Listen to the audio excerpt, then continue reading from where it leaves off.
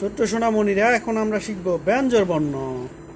ক, খ, গ, গ, ঙ, ছ, ছ, বর্গীয় জ, জ, ঞ, ট, ঠ, ড, ড, মূর্ধন্য ত, থ, ধ, দ, দন্তান্ন।